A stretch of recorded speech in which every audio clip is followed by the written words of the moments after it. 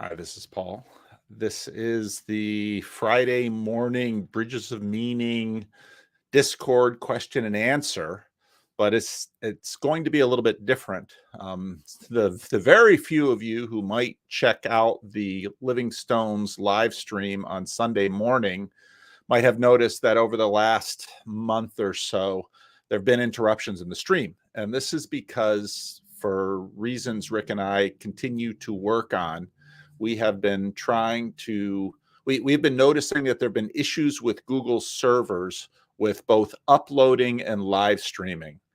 And I don't know if that's a server in Northern California. Rick talked to me about it on Sunday because Rick knows all this server stuff. Basically, we're having difficulty with maintaining a steady. Sounds like an old man with prostate problems. We're having difficulty maintaining a steady stream. Okay, and so we are. Oh, let's see. Got to make sure. I don't even know that for sure if I'm. Yeah, it says I'm live. 4 people are watching. Okay, good. So we're having issues with the stream. And as those of you who've been following the development of sort of the new cutting edge of this little corner online community, which has been the Just Chatting networks. Jacob started it on his channel. Grail Country has picked it up. A number of other people are picking it up. That's sort of a new thing. Now, this doesn't really replace Bridges of Meaning Discord. It's alongside of it. And my goal in all of this has always been to help develop an ecosystem that is not monolithic. It's not just John Van Donk and his ElseNet and his estuary. It's not just Bridges of Meaning Discord. It's not just chatting. It's not sort of a monolithic thing at which Paul Vanderklay is the head and all of you are beneath me. It's much more of an ecosystem where there are different niches, where because a big part of the difficulty and opportunity of the internet is, in fact, to create a lot of niches. And once you have a lot of niches, the real struggle then is to then figure out the networking of those niches.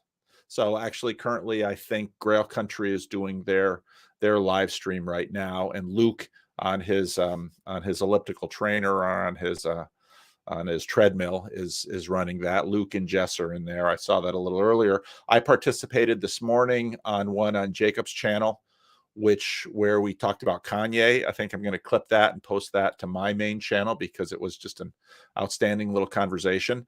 But some people are like, well, what about Bridges of Meaning? Are you abandoning them? No, I'm not abandoning them. I might not be able to give them as much attention. It's sort of like when you have one child, that one child is sort of the focus of everything. But then when you have a second child, the first child is going to have to get used to the fact that there are more around the table and more in the family. And I think that the possibility then is for growth. Now, video is pausing a bit, huh? Okay. Video skipping now. Odd. Oh, that's nice. Way to go, StreamYard. You were my hope to getting a nice steady stream. Again, I can't say that and not think of old.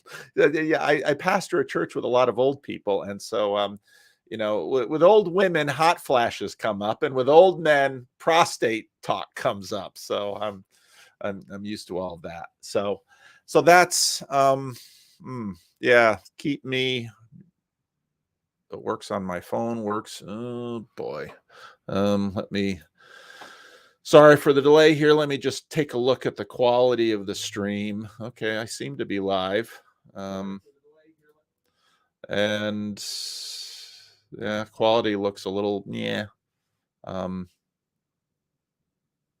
Yeah, okay. Yeah, so we've been having difficulty with YouTube, like I said, and we first noticed it because Rick was complaining about YouTube and vMix not talking well together.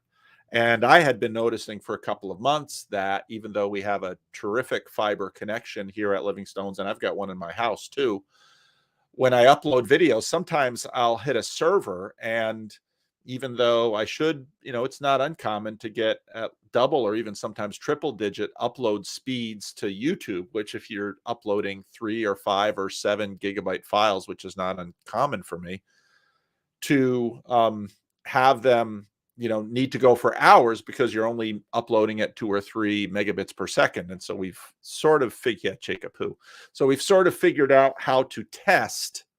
No, I'm not going to post the link to YouTube from StreamYard. I did post a link into the short questions for PVK in the Bridges of Meaning, section. And I put the link, or did I put the link for this? Let me put I think I put the link.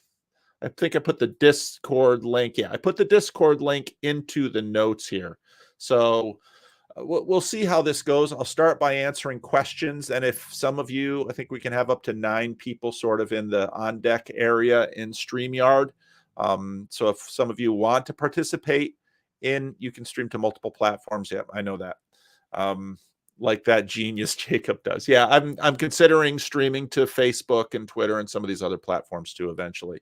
So StreamYard, as that genius Jacob has showed us, is really a powerful platform and has a lot of functionality. There are some reasons though why I've not been recording my videos in StreamYard, because but OBS does give me certain capacities and other also hardware interfaces that are more easily controllable in OBS than StreamYard. So all that technical jargon. So in other words, we've been having upload streaming issues and uploading issues for me with YouTube, which have been really a pain in the neck. And so that's again why we're not live streaming from Living Stones today. And Rick is in his bunker in an undisclosed. Jacob, are you getting paid by StreamYard? I'm starting to be concerned that you're being paid by StreamYard.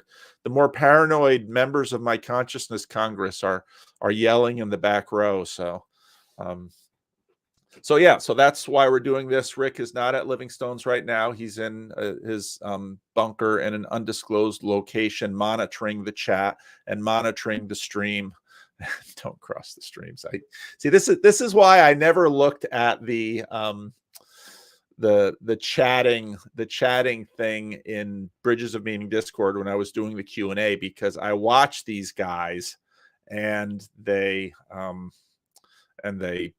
make me laugh. Basically, they distract me. So I'll try to stay focused. So I see a few people are populating into the room on StreamYard. And again, I'm going to just leave you in that room for a while as I try to work through some questions. And then especially if I see that I'm talking about your question, I'll probably let you in, and that way we can talk more about your question. Part of why I've done Q&A through Discord is because I want to find better ways to have conversations using these tools. And I think part of, in many ways, for those of you who weren't around in sort of the early days of Bridges of Meaning Discord, when we were doing like the open studio and a lot of the voice chat rooms and a lot of that, all of this is sort of experimenting with these tools to find good ways to connect and communicate and build community with these tools, even online community. And so I think the Just Chatting practice is doing that, and we're seem to getting a schedule with other people, other channels coming on with Just Chatting. And so a bunch of things happening in there. And so this is in some ways sort of a crossover between the StreamYard world and the Discord world, and try and piece them together.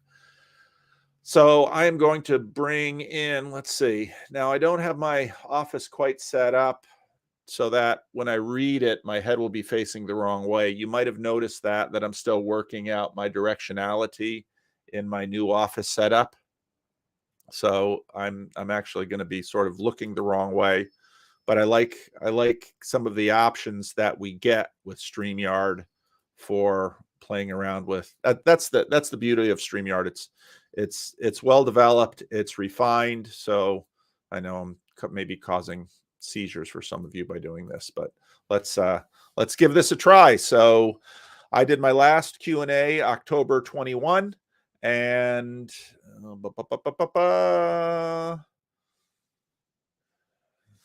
hey, Paul, I've been watching your recent broadcast, and there is this childish, hopeful sliver I position in my personal manifold, and it says, Pasta Paul, can the internet save the twins? I will just leave that out there for the internet to decide. Quentin asks, I'm watching Peterson's neuroscience meets psychology video with Huberman now. I got into trouble with Michaela when I was noticing that they were switching out thumbnails and titles. And those of you who just noticed the last couple of days, I do sometimes change thumbnails and titles within the first day or two, or maybe later. That is an interesting YouTube practice of changing thumbnails and titles. And you can do it for a variety of reasons. Often I'll do it because when I upload the video, I'll have one idea for a title, and then after sleeping on it, I don't like the title, or I think I have a better idea for the title, and so I'll change it. And same thing with upload. Sometimes I'll get input from, let's say, a rando or something that they don't like the title, and so then I'll consider changing that too.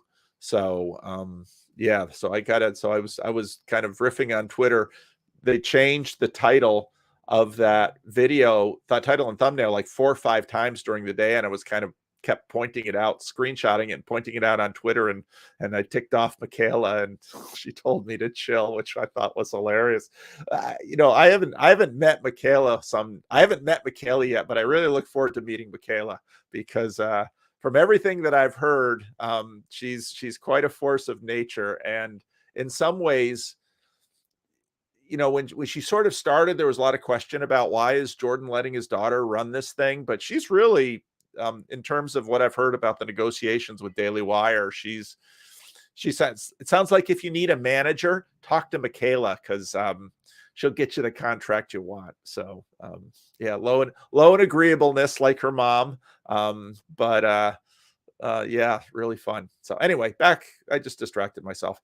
Around the 54-minute mark, they get into a great conversation about assessing errors and the miracle of presumption of innocence, to quote Peterson. To what degree is this miracle a linchpin for the success of modernity and civilization? Threads of Tom Holland's Dominion appear. P.S. Soon after, they begin to talk about the resurrection of self and losing. I didn't watch that video all the way to the 54-minute mark. The video was really helpful because I didn't know who Huberman was, and now I can't seem to not see him at the Thanksgiving party that we had with some of our neighbors. One of the young men is a big Huberman fan, big fan of his podcast. I'd never heard of him, but he's kind of a big deal.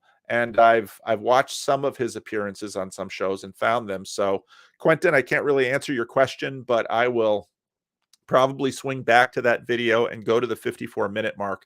Those of you, there's a good number of you who feed me ideas, and I really appreciate feeding me links and ideas. And when you can, leave me a timestamp, because a lot of these videos are 2-3 hours long, and I don't have that many hours a day to sort of go through content. And so if there's something you want me to see in a long video, a timestamp always helps. So, all right.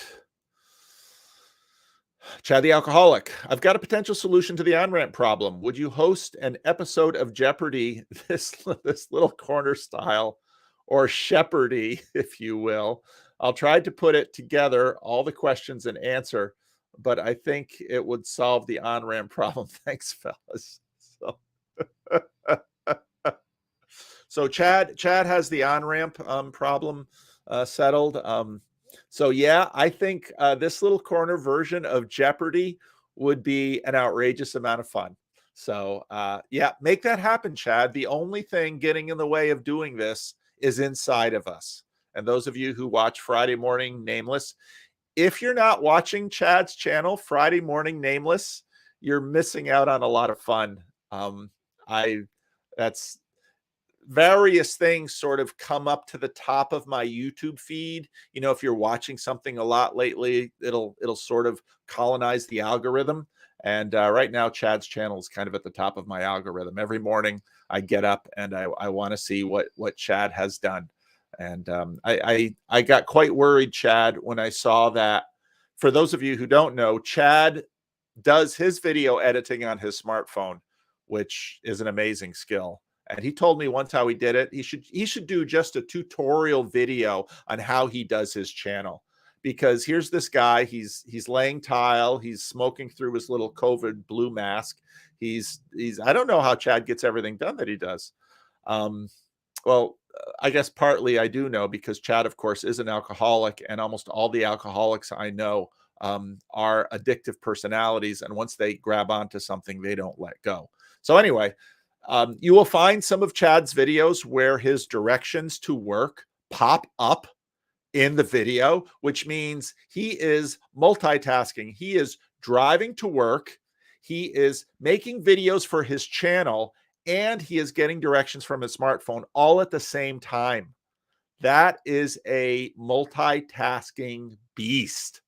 So Chad, props. So yeah, make the Jeopardy thing happen, man. TS Apostolus, what about making YouTube shorts to draw outsiders, new people in? Some kind of redesign going on to compete with TikTok.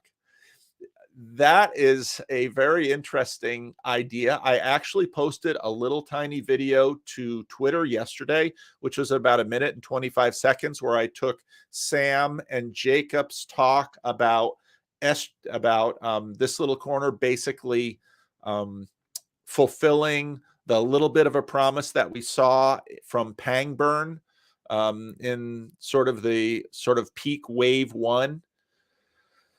Every time I mention short videos or do short videos, Burn Power chides me on Twitter to stay away from shorts. Because, and those of you who know Burn can totally understand why Burn sees shorts and YouTube shorts and TikTok as the devil. And Burn has a point. Whenever I pull up shorts, I had TikTok on my phone once or twice, and I took it off. And every time Samsung says, put on TikTok, it's like, I ain't doing it.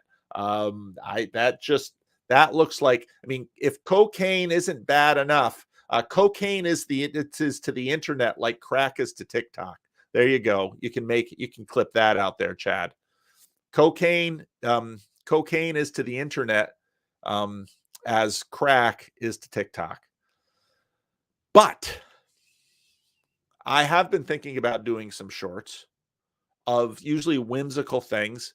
Part of the crack nature of shorts and TikTok is they're taking all of the brainstem hijacking elements of videos and concentrating them and putting them in a stream where it's just hit, and that's why it's like crack.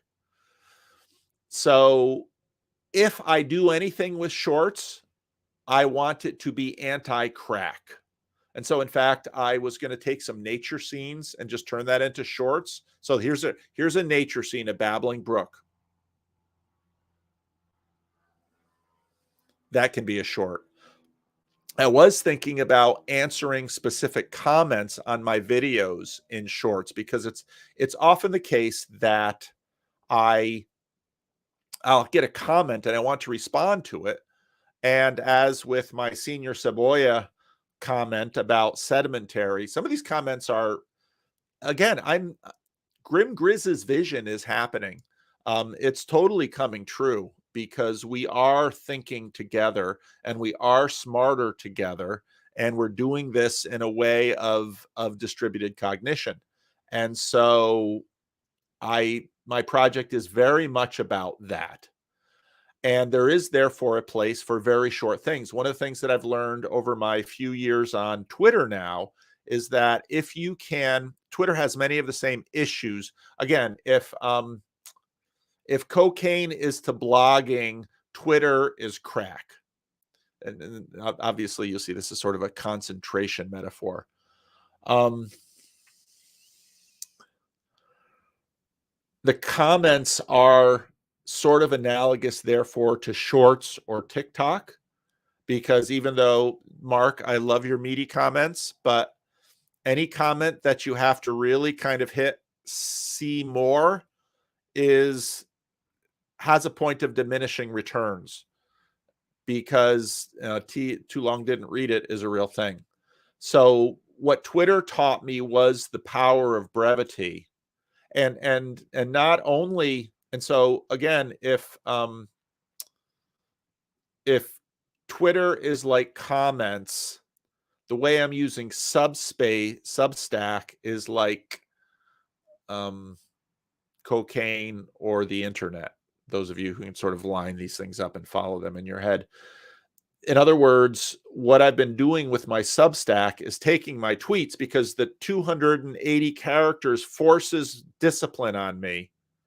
And then it forces discipline in terms of not having these huge paragraph sentences like I often do when I write, because I'm way too ADHD. And so it's just bang, bang, bang, bang. And so then I stack them up and put them on Substack, and then put the Substack out instead of sort of a thread reader on Twitter. So there's a lot to this length dynamic. And I can see where use of YouTube Shorts can be something that helps people get into this channel. I think there is a place for it. But as with just about everything here, some people say that the internet never would have started without pornography, and that pornography has been sort of an engine of innovation on the internet. And I think there's truth to that. But that illustration also holds to the fact that in almost every case, the innovative cutting edge is corrupting and corrosive. But yet there is, in fact, innovation and refinement and goodness on the other side of the corrupting and corrosive thing. So yeah, great question.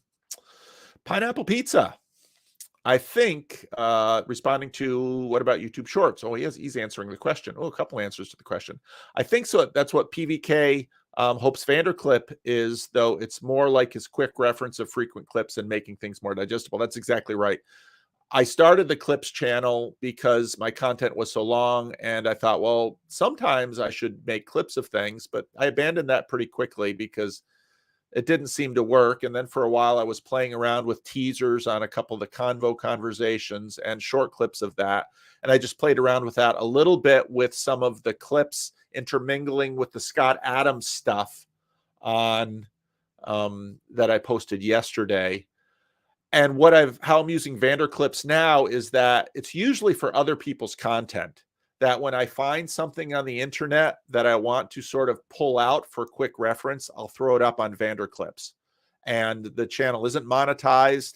There are no thumbnails except the automatic YouTube ones. And I just throw things up there. What's been interesting is to see how the YouTube AI is interacting with the Vanderclips channels. And I made brief mention of that yesterday in the shorter video I did, the third video that I posted yesterday. But there was a very interesting little conversation, I think, on Jacob's channel about AI. And we're going to have to continue to think and talk and digest the AI questions together. But it's just been interesting watching the rise of the YouTube AI, because it is there, and it is developing.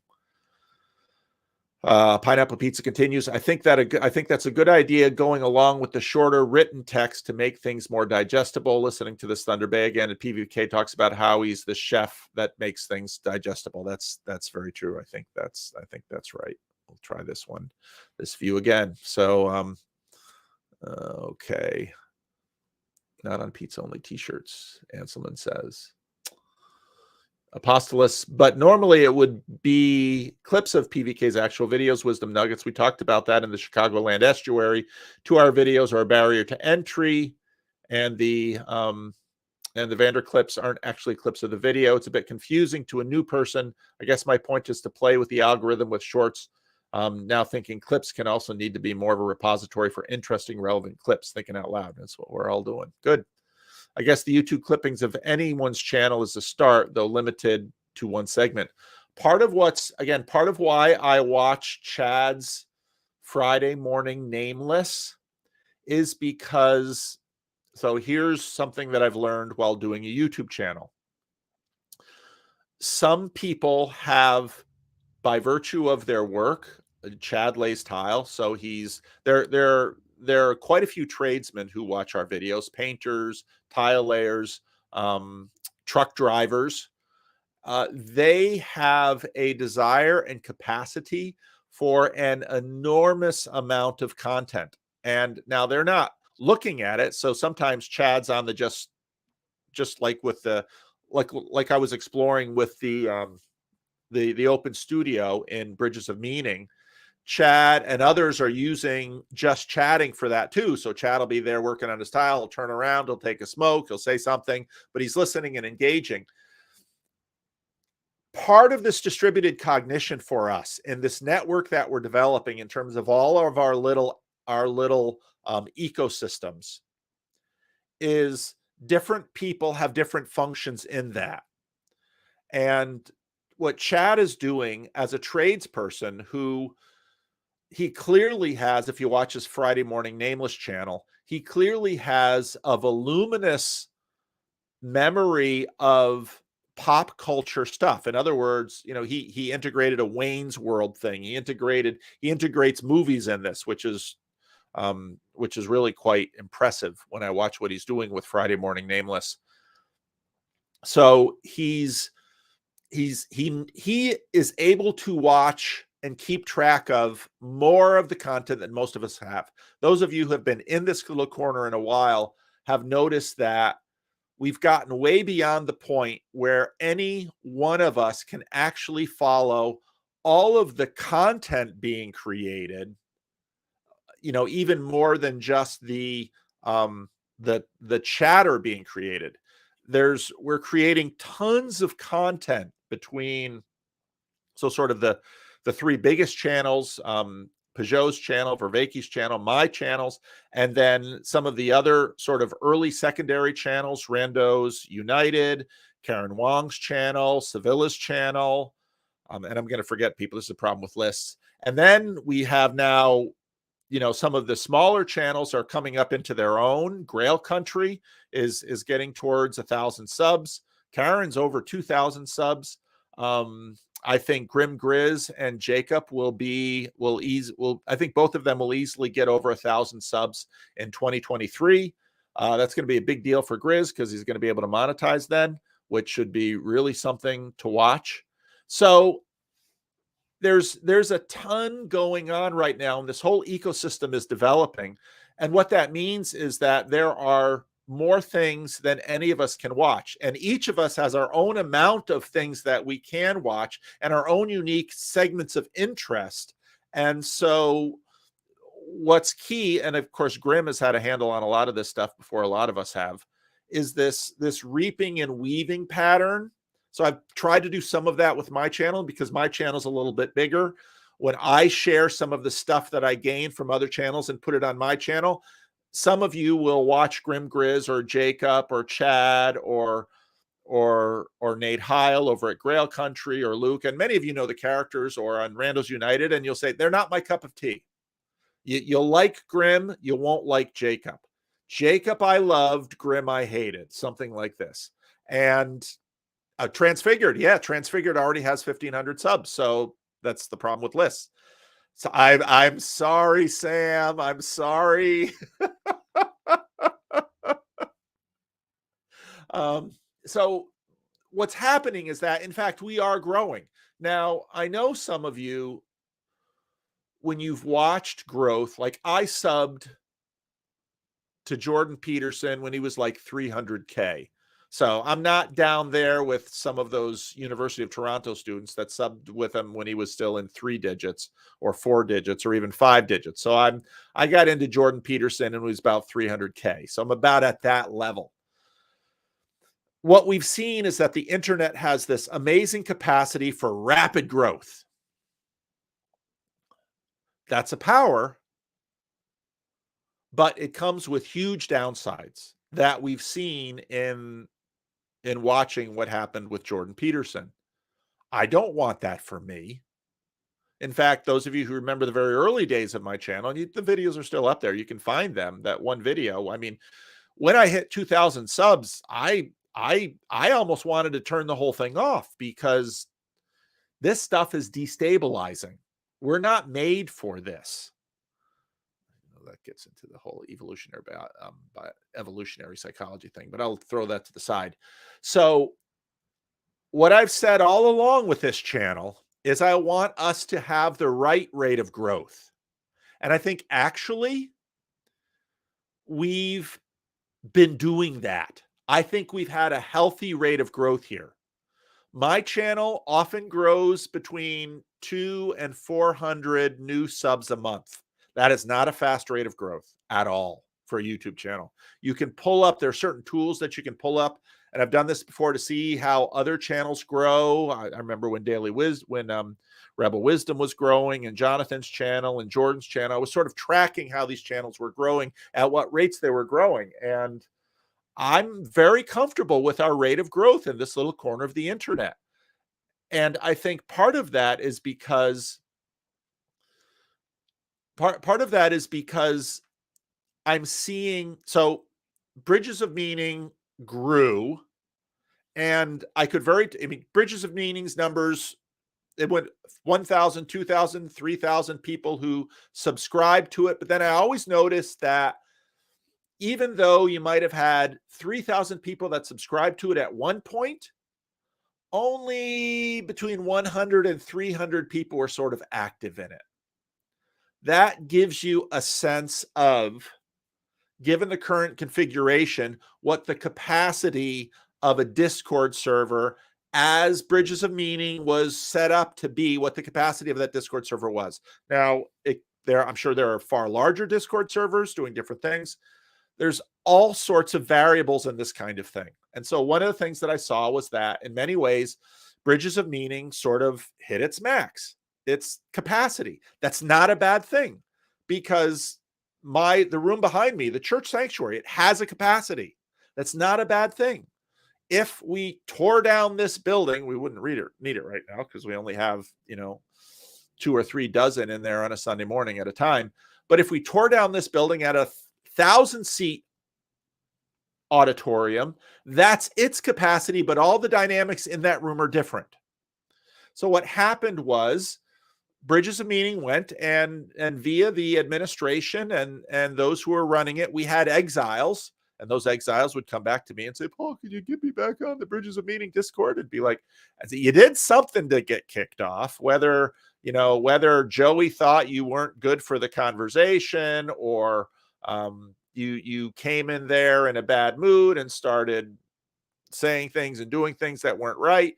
Yeah, you could get kicked off. And then there were the exiles, and I would tell the exiles, start your own Discord server. So Grim Grizz had his own Discord server. Jacob eventually had his own Discord server, on and on and on and on. But so then Jacob sort of broke through with just chatting, and Jacob had his vision of Trinity Broadcast Network, me as Paul Krauts, Jacob as a blue-haired Jewish lady. And I said, I don't know about that, but what's actually creating now is something really cool. So in the just chatting groups where there are limits, often there's 1 or 2 or 4 or 6 good conversations develop. And of course, conversations are sort of the camel's nose into relationships. And that's the key. That's what all of this is about. Creating generative relationships. Here I'm dialoguing, and I should be in this screen. Creating generative relationships between each other. That's what this is about. And so what we're doing in this ecosystem is we're interacting with the machine world and with YouTube and Streamlabs and Discord and Twitter and Voxer. That's always been a player out there, and all of these things. And we're figuring out how, in fact, we can colonize these tools and create community with them, and what the capacities and limits of these communities are. So that's what we're up to. Listening to Chezi today sparks an idea. PVK says how his Sunday school is a chance to discuss this little corner concepts with normies. Maybe Ryan Lewis search tool can filter only those episodes and mine explanatory clips. Interesting. Gregory Witcher, Pastor, would you consider the following clip a psychotechnology? I'm not going to click on that right now. So it's really hard for me to answer questions that say, Pastor, in War and Peace on page 235, such and such Russian. I just can't answer those questions. They just can't do it in the moment. Grim Grizz, which is number one again? Agentic or Renic? Which is number two again? Number one is Renic. Number two is Agentic. And why the potty training numbers? Well, let's say God is Renic. I said, why did I use numbers 1 and 2? God number 1 and God number 2. My description of this is these have been cubbies on my workbench. And so when I watched Jordan and Sam talk about God, I took Jordan, well, there's the number 1. Sam, there's the number 2. We talked about immanent and transcendent. We talked about general revelation and special revelation. And so I just keep putting things in and out of those cubbies on my workbench. And that's why number 1 and number 2. That's why the potty training language. Grim Grizz is a mimetic genius. He is. And I know some people think he's dangerous. And he is. Because anything powerful is dangerous. And Grim Grizz is powerful. And that means he's also dangerous. So, yeah. And I think I'm thrilled to have him in this little corner of the internet. It seems like PVK is not a Vantillian. Is this correct? I've never read Ventil as such. I do, by virtue of my Dutch Calvinist roots, have a lot of affinity to presuppositionalism. So that's the big category, presuppositionalists. Ventil is one kind. Ventil, of course, comes out of the CRC and the Dutch Calvinists. There's a very interesting relationship between the history of Westminster East. There's Westminster Seminary East, and then later there's Westminster Seminary West. And those are two separate threads and streams. Westminster East in Philadelphia grew out of the split of Old Princeton. Old Princeton had that battle with liberalism, and basically the conservatives lost and founded Westminster East. But Westminster East has always been different from Westminster West in various ways. Horton is from Westminster West. The problem with doing these live streams is like sometimes I have to sneeze and stuff, and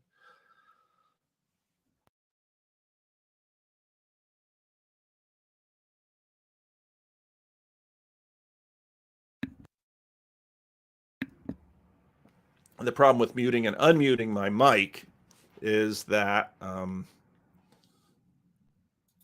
when I forget to unmute my mic, I get those in YouTube.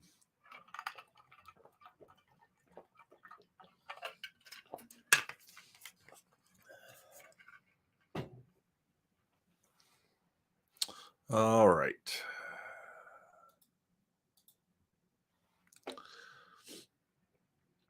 David Walker, what would you say to the idea that church comes before Bible in importance? I'm really wrestling with this question because I get completely opposite opposing answers from my Protestant family and my Orthodox friends. Of course you do. Because this is the limitation of answers. And when I mean answers, I mean verbal, I mean sentences and paragraphs and longer.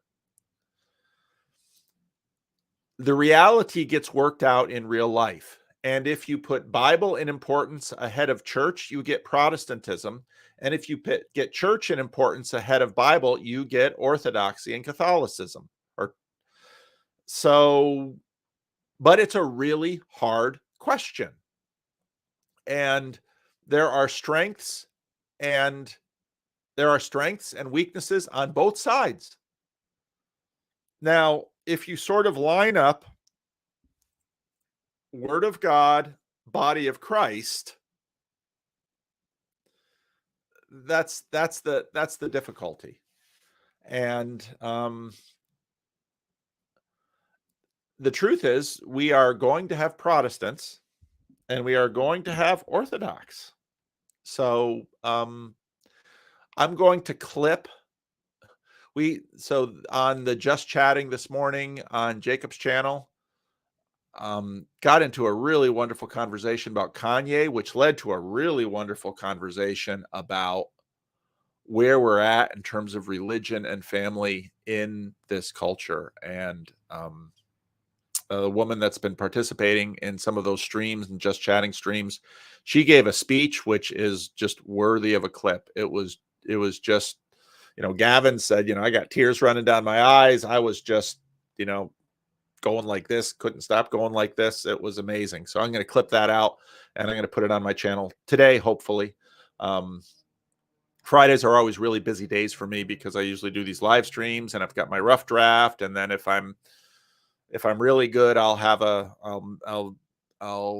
make a video for Monday. Although I do have some randos. I've got at least one more randos chat in the can that I can put out. So yeah. So there's a lot of good stuff being generated. Wild Bill Hickok, howdy, partner. I was wondering what you said about all that hussing and fussing over yonder. What a cowboy got to do to find himself in line with creators and such. This old cowpoke needs a wife and a stable residence. Well, Wild Bill,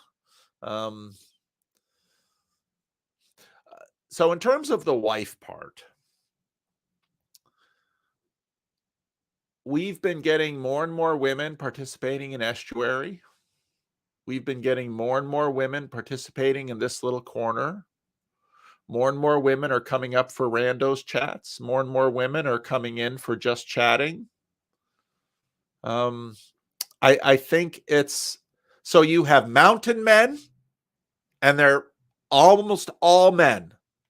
So I'm going to use an American frontier metaphor here. You have mountain men who go out alone. Then you have pioneers, and of the mountain men, only 1 in 100, maybe 1 in 100 are women. Of the pioneers, maybe 1 in 10 are women. Of the settlers, maybe 1 in 2 are women, and then families are developed. So we've left mountain man stage and we're in pioneer stage and we're moving towards settler stage. And so there are upsides and downsides with that. This has been a mostly male space, which I think has been awesome. Why? Because men need their spaces too, number one. Number two, the kind of women in male spaces, yeah, they're like, so some of those women are like mountain men. Sherry comes to mind. Sherry, or is she a pioneer or a settler? I don't know, but Sherry is, goes out and blazes trails. Some women are pioneers. Andrea comes to mind. Andrea is a pioneer. And then some women are settlers. And I think we're in that space. And so every stage has its upside, every stage has its downside. Enjoy the stage you're in. There's a little bit of life wisdom for you. And it has to do with aging as well. So enjoy the stage you're in. And so now we're mostly a male space. More and more women are coming in. At some point, more and more women will come in. And, the church has been wrestling with these balances for a long time. So there's a woman in my church who, a lot of state workers in my church historically, because we're in Sacramento. There's a woman in my church that was responsible for running an office in a state bureaucracy. And she always made sure she had 50-50 men and women in her office. And the people that were working under her sort of discerned the pattern. And so like when a man would retire or quit, so some of the women would come up and say, "Are you going to hire a man or a woman?" And she'd What do you think? Well, you're going to hire a man. Why? Because we just lost a man. And they figured out she was keeping the balance, because she said, you know what? When you have too many men and not enough women, gets out of whack. You have too many women and not enough men, gets out of whack. And so, yeah, she had a point. She had a point. All right. Eric Young. Ooh, he's in here. So Eric, get ready. I'm going to pull you into the room. Eric Young, what is your opinion on the resurgence of Baal in the current climate? Balenciaga, who I never heard of until Kanye. Balenciaga scandals have shaken the culture in strange ways. Even atheists I know who normally dismiss this kind of conspiracy are starting to question the crazy origin of all of this stuff. Is this just Twitter hype, or do you suspect other principalities are going to make themselves known like this? Eric, are you I see that you're muted, but you're in the room. If you want to participate, oh, there you are. All right. So say a little bit more about your question. Okay. I just have noticed a lot of people who are not normally involved in these kind of ideas have really taken notice of this kind of Balenciaga scandal, and they're really struggling with like, is this a global conspiracy of pedophiles? Is this just, a crazy artist, or, is something supernatural going on here? And I'm seeing more of this conversation echo out into places I haven't seen before. Yeah, yeah. So on the little clip that I did this morning about the Kanye thing, I noted that, Jonathan Peugeot is really helpful with this stuff, because what fools show are the limits and the transgressions, and what transgressors reveal are where the lines of transgression are. And so, no, I think as the culture's structure breaks down, we're going to have to see those lines of transgression where the walls used to be. And what Kanye is doing as sort of the fool who, again, Kanye married the queen of the temple of attention. That was Kim Kardashian. Kanye has really managed to hit that kingly fool tension archetype. He was the king. He's also the fool. And so now he's in a fool phase. And so I think you're onto something, that as we have made transgressing a central value of the culture, you take down those walls, and now suddenly, without the walls, what do we have? We begin to see what was hidden. We begin to see the transgressions, and now we're shocked. One of the things that I think about is Jesus' statement about, everything that's hidden will be disclosed. Everything that's hidden will be shown. And we're very much in that sense, we're very much in an apocalyptic phase right now, and things are being revealed. And the telos of certain transgressive spirits are being shown to the world, and we don't like what we're seeing. And so then what that means is that walls get rebuilt. So you go from this tearing down phase into this building up phase, and that's very much where we're at. Yeah, and I'm just starting to, I guess it's synchronistic, or just seeing more and more people talk about this. And just in not this little corner of the internet, but I'm surprised by Aubrey Marcus. I know that Jonathan Peugeot had a conversation with him just recently, and he just published like 9 hours worth of video with one conversation of somebody, and they're all just diving into this topic of like, there's a meta crisis.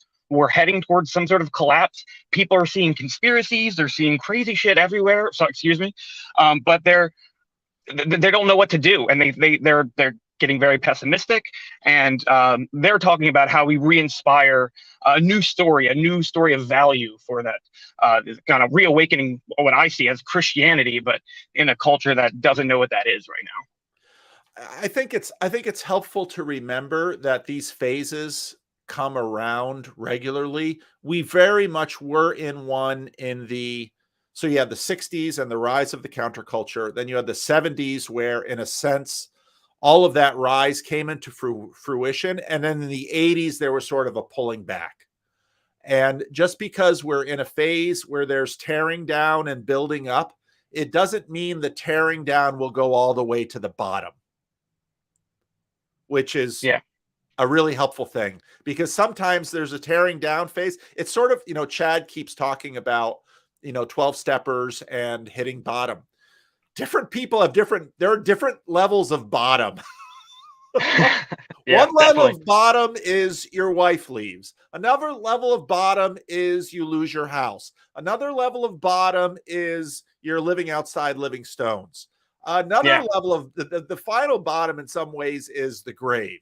So let's hope that we're in as I said this morning on the stream, we are, what's happening with Kanye and his anti-Semitism and the racism and all of this. We're doing this in words and not in blood right now. Yeah. That's good. Let's keep doing it with words and not blood. And when it, on one hand, when you see the Balenciaga stuff and you pull back, it's like, okay, the fact is we pulled back with horror. That says we still have something in us that says, oh no, we're not going there.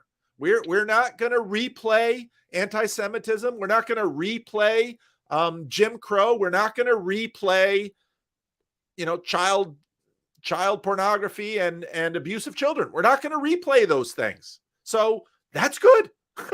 Let's decide not to replay them and let's rebuild some walls. But I think many generations have to, that's a process that many generations have to go through. You don't know how horrible things can become until you taste a little bit of that horror. Yeah, and this reminds me a lot of what Jordan and Jonathan have been doing in their conversations together a lot, and seeing Jonathan keeps bringing up this idea of the new Jerusalem, and as we always focus as Revelation as like the horrors, the crazy images, the terror of the apocalypse, but he is right to call to attention that after all of that, the new Jerusalem, that whatever the promise that is going to be better and make all of that worth it in some way. And you can really start to imagine like the technologies we have now, for as bad as things are and how abused people are because of them, if we somehow got a new story and we refocused on our values, we could really create something magical with these new abilities. And it gives me hope, and I feel like a lot of even people in this corner are kind of pessimistic about the future, and I hope we get more hopeful. Yeah, Maybe that's why we need more women. Well, women are funny on that. But I think you're right, and I think the helpful thing to remember is these kind of cycles are very normal, and if you read through history with a lot of attention, for example, before the French Revolution, there was a revival of interest in church and religion in Catholic before the French Revolution.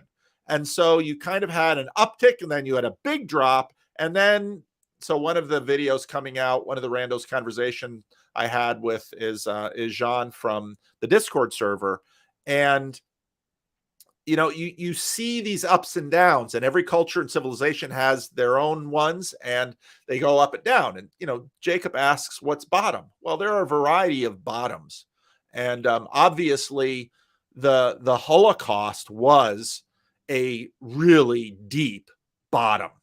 Definitely. But we found it, and as was in Jordan's Exodus seminar, we learned something. And then the Nuremberg trials, that there is a moral reality to the universe. And we discovered that, and we instantiated some of that. Read the 1948 United Nations Declaration of Human Rights. It's a good document, and it's profound. So, but part of humanity is that individually and together, we do cycle, and we do have to hit bottoms. And if if we are blessed, our bottoms won't be too deep.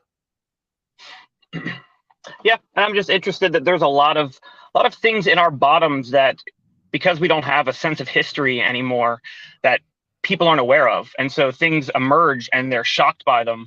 And if you have a knowledge of history, you're not that shocked by them. And it speaks to the level of the education system has failed us, that people don't have a knowledge of just a few decades ago, or let alone a few centuries ago. So what is in our history and what is possible for our futures, good or bad, people are really shocked by it right now because they're so uninformed.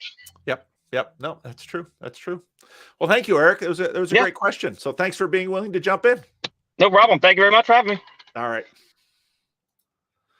Good. Well, this is fun. I like, and this is an example of, it was difficult to do with Discord, but it's a little easier with StreamYards because I do want to be able to bring people in. If they have a question, again, the little text of the question is just this big, and so I'd like to hear them, and it's really fun to bring their face into the conversation if they're available and do that. So this is fun. This is going good. All right. Let's see. Back to the questions. QWERTY up. Hi, Paul. In what ways are you a cautionary tale? That is a great question. Do you have any hot takes you'd like to share? In what ways am I a cautionary tale? I can think of some ways that I'm not going to share on the internet right now. There are times that I've just made a whole bunch of you curious and some of you paranoid. Some people have noted that I have in fact some trollish tendencies to me.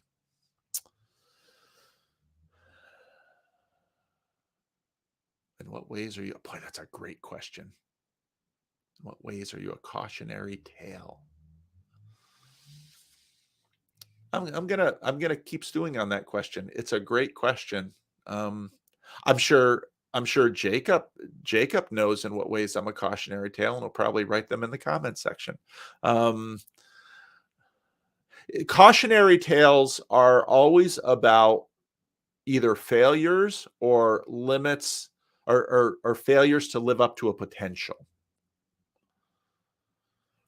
And I don't know that yet, because I do have the sense that, so Rod, who you're all getting to know a little bit better through the marriage crisis videos, Rod very early on has been a really helpful counselor to me, in that Rod has a tremendous amount of experience in business. He's a tremendous entrepreneur.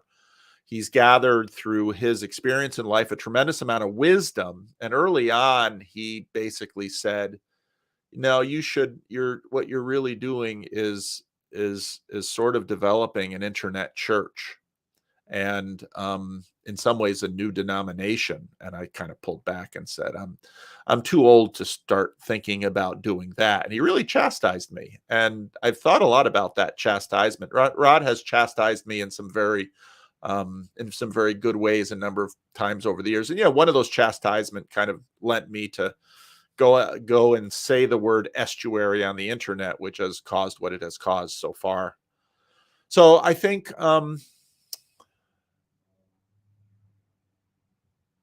I think someday there will be cautionary tales written about me, about ways that I have failed to hit the mark, about shortcomings that I've had, and whatever contribution I can make to the world was less than because of my fear, my sins, my transgressions. Yeah. So I think it's easier to spot cautionary tales in others. I think Jordan there's some elements of cautionary tale to Jordan, even though, we don't quite know his potential yet. So that's a great question. And it's, in some ways, the best questions are the hardest to answer, but they're not stumpers as such, but they're just sort of, they draw you back and they make you really ponder what's good and what's right. So, all right. People, get ready. Here he comes. From navigating patterns himself, the man, the legend, my friend, Mark Lefebvre. I know it comes as a tremendous shock that he's here on the stream. One can hardly do a Just Chatting without having Mark show up someplace, somehow. But here he is now to read his question for me. Go ahead, Mark. Oh, I have to read it? Oh, this is a whole new protocol. Pastor Paul, this is Mark Lefebvre from the YouTube channel Navigating Patterns, which is about the cultural cognitive grammar. And one that I neglected to mention in terms of the YouTube channels in this little corner. I'm sorry, Mark. That's the problem with lists. That's fine. I'm not going to complain at all. I'm perfectly happy that you allow me an audience. So, do you think there's a danger in tolerance allowing to go evil unchallenged? Because I see this as a big problem with what we're going through now, living hidden, not judging, right? Over caring to those who can't handle it. And it seems like a danger. And there's a C.S. Lewis quote, actually, that I have up about the devil doesn't really care if you ignore him or over focus on him. And I think the tolerance is the ignoring part. And this was brought to my attention. So this is like something that I've been hearing a lot of. And that's why I wanted your thoughts on it in particular. I think that's very true. Now, it's a really difficult dynamic because on one hand, Hasatan, Satan, is an accuser. And if all you become is an accuser, pointing out the transgressions and evils of others, you become Satan. On the other hand, the Hebrew prophets majored in intolerance of evil in Israel. And so that's exactly right. There is a danger in not in tolerating evil or not challenging it, not pointing it out. And there's also a danger in doing nothing but majoring in pointing it out and figuring out. Now, it's one of these dynamics, and I know you prefer the term sort of collaborative processing instead of cooperative processing. So like with many things, wisdom is about, in many, many respects, wisdom is about figuring out when to do what and how much, and that there's no end to. It's why, the two proverbs that seem completely contradictory are right next to each other, because it's like, and it's exactly about this point, correct an evil man, or don't bother correcting the evil man. And it's exactly on this point that those two proverbs are exactly right next to each other. So I don't know. What do you think? How do you find that balance, Mark? Wait, that's a tricky question. Well, I think and this is really the thing I'm highlighting. Like a lot of people I've noticed with Brett Weinstein recently, when he went off the rails, just like Sam Harris did to some extent with weird conspiracy theories, right? Discernment is the first step. And we seem to want to wrap all the steps together. But what we're lacking when we're failing to engage with the idea of judgment is we're first lacking discernment. You have to discern the good from the evil, which means you have to aim at the good, and you sort of pointed at it. So one of the reasons why I don't like opponent processing is because opposition means competition. It means there's a fight, there's some sort of tension. And there's no reason to post it in the negative. You can say cooperative processing. There's still that tension, but it's resolved through a positive affect. And so that's one of the ways that I resolve this. I look at what people are saying or listen to what people are saying, or maybe both, right? And then I try to adjust it. I mean, that's what my channel is about to some extent. Listen, you think you know what these terms are, you think you know how they're being used. Do you? Because a lot of times people say something and they mean something very different from what they're actually saying. And again, this came out with, I mean, if you haven't seen, I couldn't watch the whole thing. It was Brett Weinstein and Robert Wright. And I don't particularly Yes. like Yes. Robert Wright, but man, like that first hour, I couldn't do it anymore because I'm watching Brett, who I have a lot of respect for, do crazy things, actual crazy things. He's not in the moment. He's saying, no, no, that's not what I'm doing while he's doing it. And Robert's saying, no, no, you're doing it again. And Brett's going, no, no, no, I'm not doing that. You're not listening to me. And it's like, no, no, we heard you perfectly well, Brett. Right. And so the first step to correcting that is what Robert's doing. And like I said, I don't even like Robert that much, which is correct. Like, first, you've got to notice it. And if the other person can't notice it, that's fine. You know, you can only go so far. But you have to have that positive affect to things, right? And so why don't I support Ritnar? I love John's work. I use it all the time, right? Well, because I don't think that has a positive affect. I don't think there's any chance of it. So that those are the things that I do. I look for opportunities like opponent processing, say, no, no, it's cooperative processing. Let's make it friendly. Let's not make it about war. And the other thing that occurred to me was with the earlier question.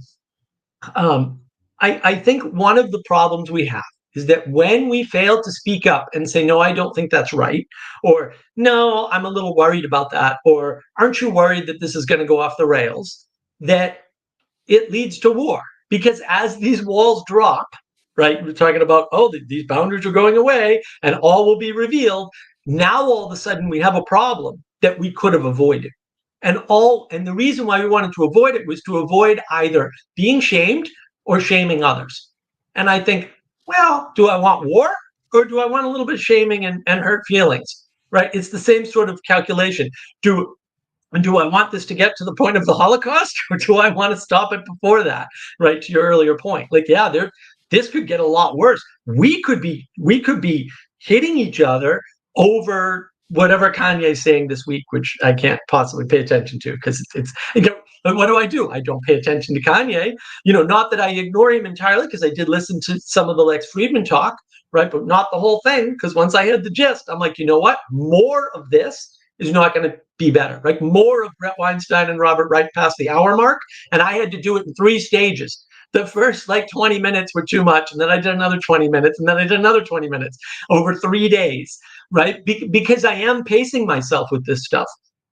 But then when people come to me and they say, well, what do you think about this, no judgment thing? It's like, well, we need judgment to avoid war, right? We need anger as a signal, right? We need these signals in the world. And if you're living hidden and you're not talking about evil, Satan's like, woohoo, I can do what I want. So there's a way in which giving him too much attention is bad, and giving him not enough attention allows him to basically manifest in plain sight, but under the radar, because we're not acknowledging this. And I got quite emotional this morning when Ethan was pointing this out to me, because in some sense, that's the problem I've been dealing with, right? I get my house stolen from me. Everybody involved will not ever entertain the idea that people are deliberately doing the bad thing that is happening. The bad things, everybody, oh yeah, this is bad, absolutely, but it's not deliberate. No, it was absolutely deliberate. It's evil in the world, and the same with my lawsuit now. Right? It's the same situation. Bad people did bad things, and Chris Peckow has a video from quite a while back about this, where this poor girl was raped, I think in a church or something, or by a church member, or whatever, and somebody told her at one point, "What happened to you was evil." And that opened her life up and made her suffering bearable in some sense, because somebody acknowledged the evil. And so doing this is very good, right? Or it can be very good. Calling it out, acknowledging that it exists, not trying to get around it, but actually saying, no, there's evil in the world, and it might be here. And you could be wrong, but you're better off being wrong about it than not saying anything at all and letting it go unchecked. And that's sort of my concern. Okay. And I think that's great. And again, back to the idea of when to do it, when to not. I could have all throughout what you talked said, you should have used this word. No, you made I mean, and then you can't have a conversation. And so Right. there's always this balance of figuring out, it's like, so you see this in diplomacy. I've been watching, I'm almost through now the 4th season of Borgen, which I don't know if any of you have watched Borgen. It's on YouTube. It's not on YouTube. It's on Netflix. It's a Danish show, and it's amazingly well done. It's very well written. It's very good. So one of the questions was, how do you deal with the Chinese? So you say, I'm not going to deal with anybody who treats the Uyghurs like that. So, okay, so closed door to the Chinese. You can do that. Or you're going to say, okay, there's the Uyghurs, and then there's the social credit system. I'm not going to deal with anybody with a social credit. I mean, with a human being, with a nation, with any complex dynamic, there are going to be many, many, many, many, many points to point out. You can take it to that level. You can take it to a deeper level to say, I'm not going to talk to anyone who uses electricity because electricity has destroyed the environment. So I'm not going to talk to anybody who uses electricity. Right. Trade-offs. Exactly. And so that's part of what's in this, in that you have to pick your battles.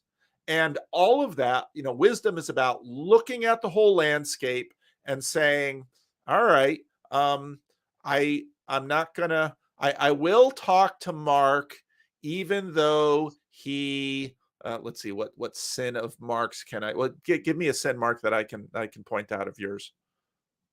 I have, there are so many, Paul. You want me to pick just one? Just one. How about my fancy language occasionally? Okay, I will not talk to Mark because of his fancy language. But no, I will not point out the fancy language. I will not point out the way Mark's fancy language is destroying the commons of the English language. I will wade into the evil of Mark's fancy language and still have a conversation with him. And this is always the trade-offs that we're working with. So. And then to the degree that when you make that trade-off, when you post that point that says, I'm not going to talk to anyone who's, let's say, a Holocaust denier. I'm not going to talk to a Holocaust denier. I'm not even going to go there. Well, now you have, in a sense, identified yourself. It's a perfectly legitimate identity. But now that means that there are whole ranges of people that, in a sense, you can't reach. And the Gospels are, in fact, a lesson in this, because again and again and again, people challenged Jesus and said, you shouldn't talk to tax collectors. You shouldn't talk to prostitutes. And of course, they're all on a spectrum. And you shouldn't talk to Jews who don't comply with these rules. And so cancel culture has always been with us. And so when Jesus, in fact, the whole chapter of Luke 15, where Jesus is criticized, he makes the point about the good shepherd who leaves the 99 in the field, not in the pen, in the field where they're in danger of wolves and everything, and goes and looks for the one. And everybody looks at Jesus and says, you're irresponsible with the 99. Jesus kind of looks at him back and says, there's a woman, she swept the house clean in order to find the lost coin. And then he tells the story of the prodigal son. Because, and I don't think anybody has as good a handle on that parable as Kenneth Bailey, because he's written a number of books about the prodigal son.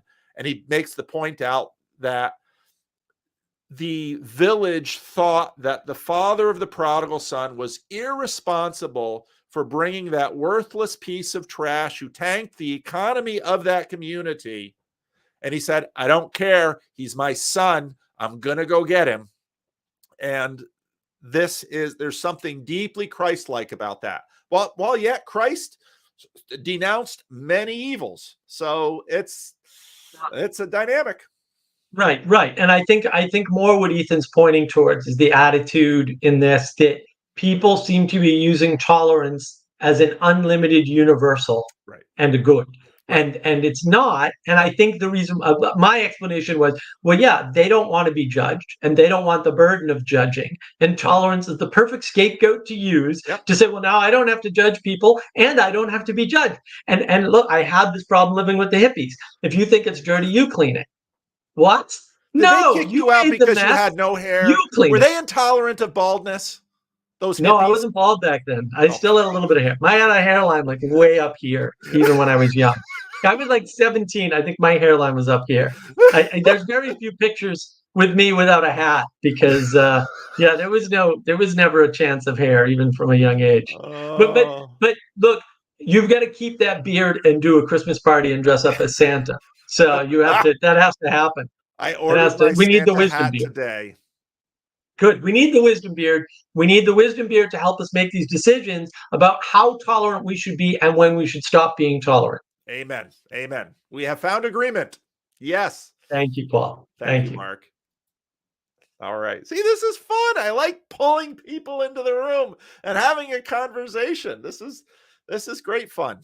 So if you've got a question in here and you want to come in, just the link is in the StreamYard. Maybe when I get through the questions, if we have more time, which it looks like we will, I'll put the link into the stream here, and then some of you can pop on and we can just chat all the way to the end of the hour. Or if you have things you want to say. Okay, Chad the alcoholic. Now, Chad, I saw your Friday morning nameless with that conversation just streaming with Sam's idea for the 2024 Chicago event. And I was going to yesterday make a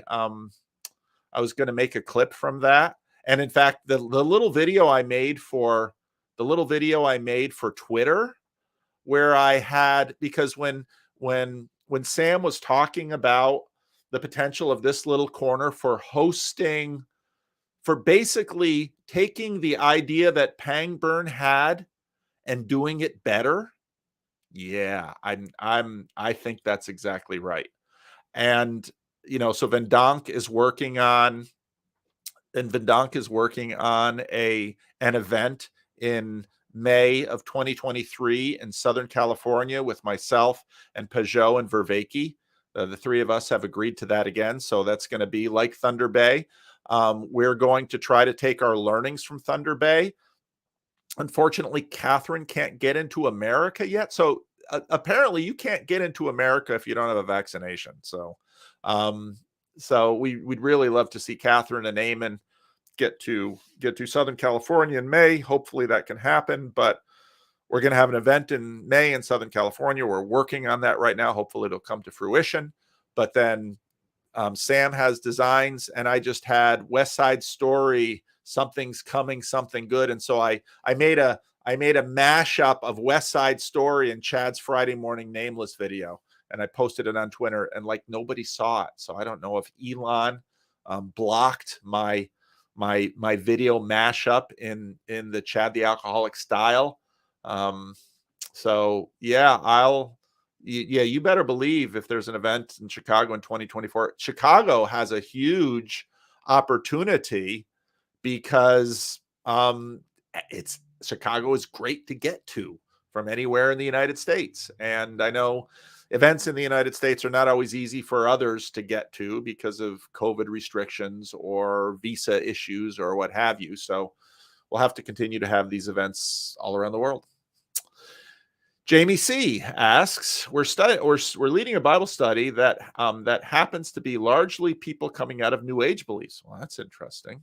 Let me pull the only problem with me running this instead of Rick is that I have to pay attention. I don't know what Mr. Burgles is about. Yeah, doing it better than Pangburn, absolutely. But we've got Rick and Joey, and I should probably give a few more people administrative powers in the comment section. I think Anselman has them. So back to Jamie's question. What books of the Bible would you suggest for helping them become more spiritually discerning? There's a lust for the supernatural that we want to help them turn into a healthy love for the person of Christ and the kingdom of God. If you want to study a book in the New Testament that forces you to sort of go back over the Bible, recognizing evil, Study the book of study almost anything in the Johannine corpus. Well, those are fancy biblical studies words. What's in the Johannine corpus? Gospel of John, 1 John, 2 John, 3 John, and Revelation. Because all of those books emphasize. So Mark just pointed out the dynamics of tolerance. And tolerance is a tremendously powerful and important thing.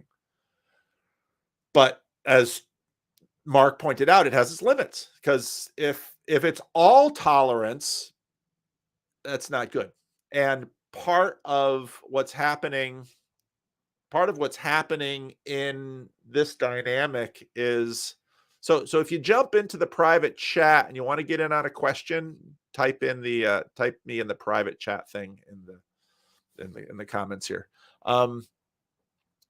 Discernment in some ways triggers the antithesis. What do I mean by that? Those fancy theological words.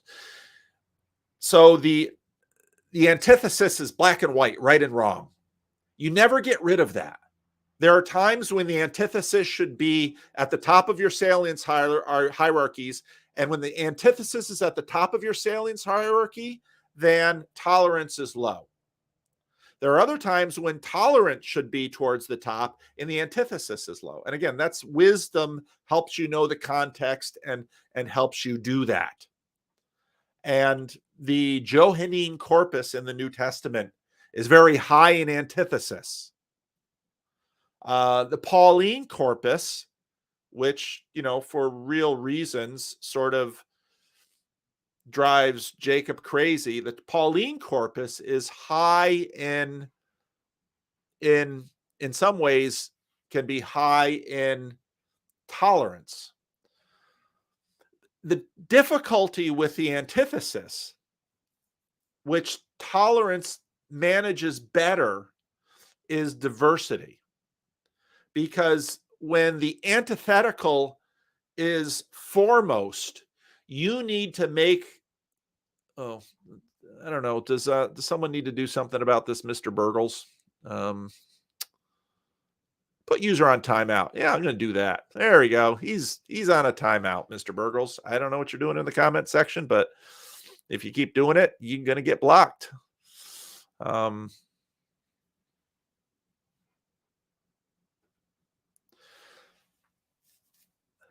Give that boy a baby Ruth. Slow mode would be good. Okay, sorry for the technical distraction. When the antithetical is up on the hierarchy, you have to make decisions about everything. And what happens to human beings is sort of like a DDoS attack. Now I'm using tech speech. A DDoS attack is when you bombard a server with too many requests and it blocks up the server. And that can happen to people who are high in the antithetical. Everything is black and white, right and wrong. And as long as they keep their world simple, and people have noted that when the antithetical is high, everything sort of gets flattened into the simple, because there's a limited amount of decisions we can make about black and white, right and wrong. And that's part of the reason why then the tolerance goes up the hierarchy, because I can't point out all of the problems of this or that. I just have to choose. And that's when you get into this relevance realization and selection. And what, as Mark pointed out, in some ways, part of the problem with a lot of new age beliefs are that they're sort of hothouse tomatoes. They flourish in a time of affluence and safety, where we project that affluence and safety onto the spiritual realm. Oh, I think all spirits are lovely. And some of the rest of us say, well, that's naive. So things in the Gospel of John tend to focus on the antithetical, but the antithetical then has its own tripwires. And so you need the antithetical and you need the tolerance and the toleration, and they work together, and via wisdom, they go back and forth. Oh boy. Good point. Um,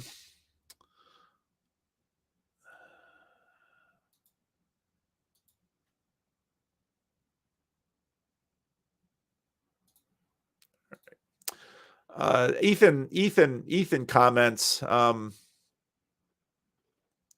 just testing. I'll let Rick and Joey handle it.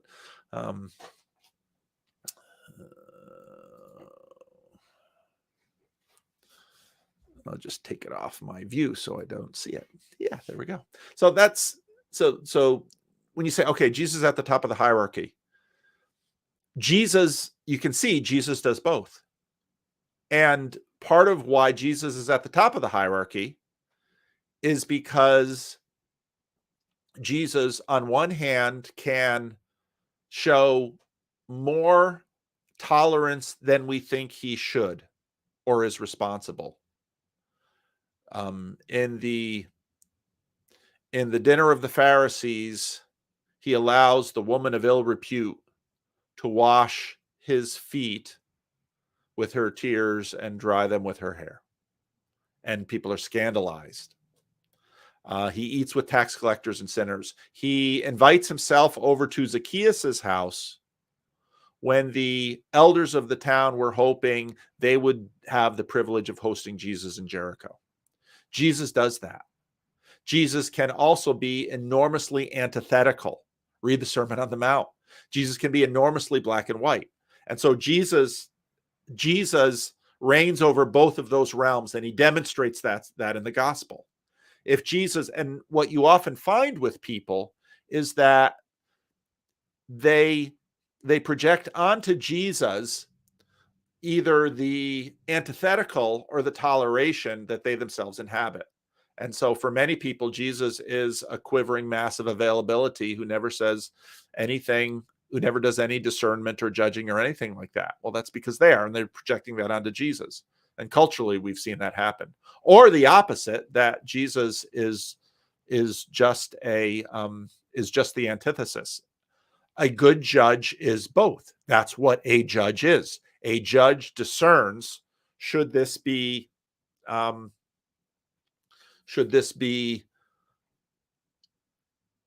dealt with as an antithesis, naming the evil, or should this be dealt with in the other way?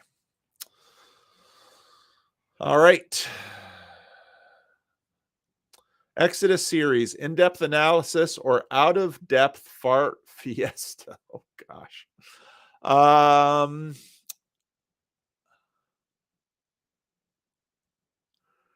I don't know that you can...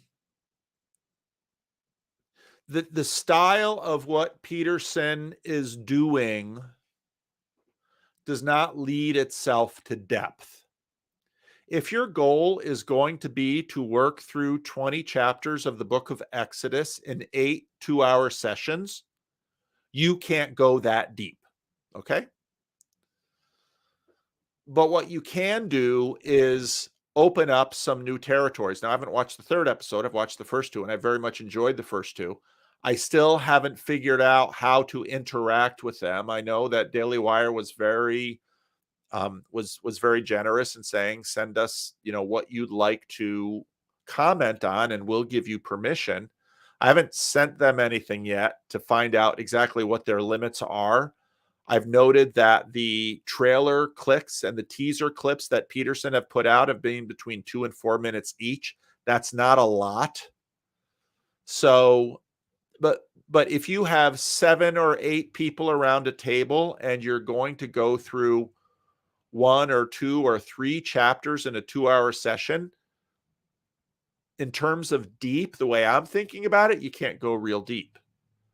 But what you can do is sort of a survey and a seminar. And in especially the second episode, they had a really good discussion about sort of Jewish versus Christian perspectives on God and evil.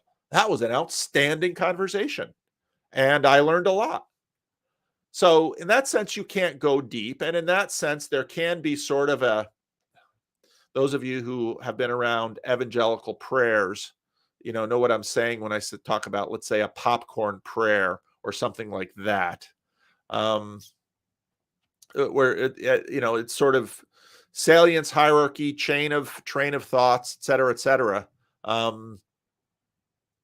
Yeah, it has that quality, but I very much enjoyed it. I very much enjoyed it. So, and I want to figure out a way to interact with it on my channel.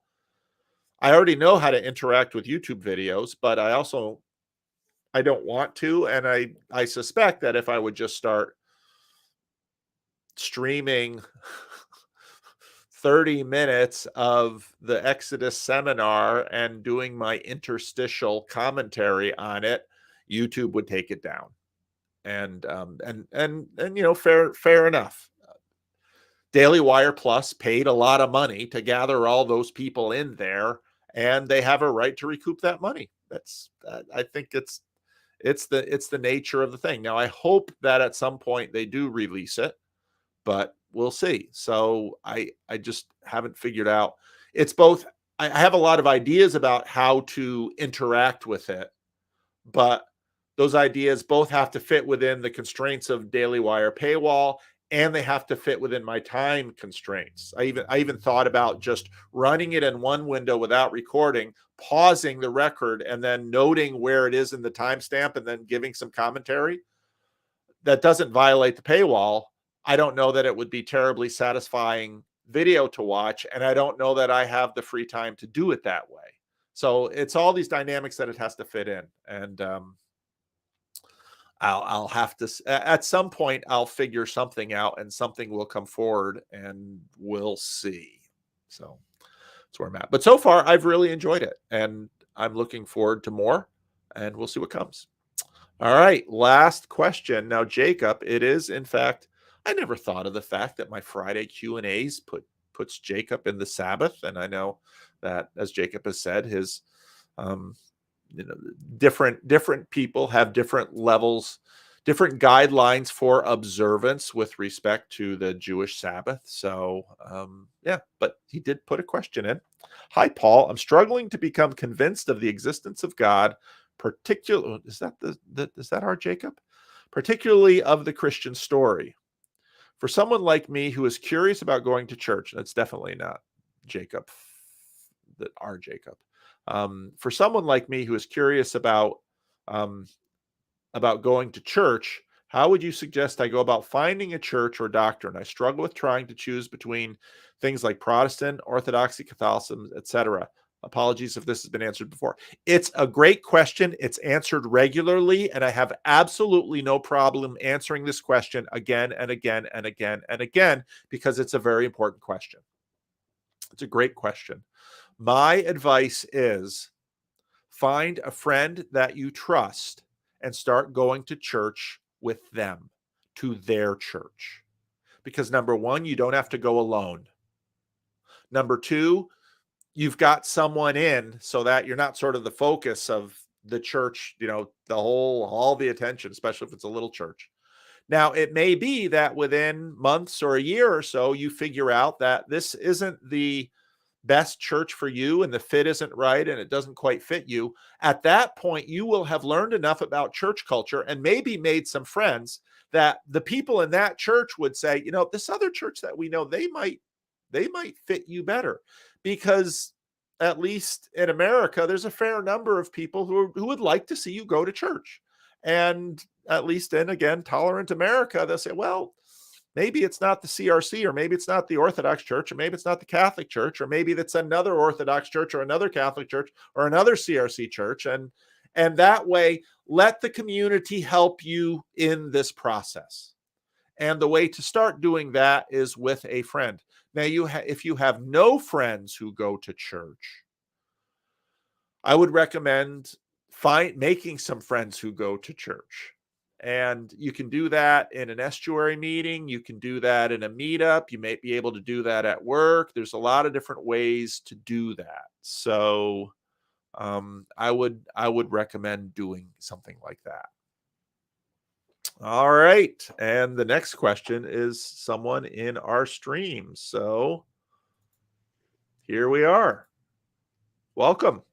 Hello. You want to read your question, or shall I read it? Is the microphone working? Yeah, I can read it. Okay, go for it. If I wrangle my tabs right, I apologize. Hello, Paul. What is the best way to introduce Christianity to curious and uneducated in the religious sphere pagans who know nothing about it except vague notions of Christmas as a good time for having a date night?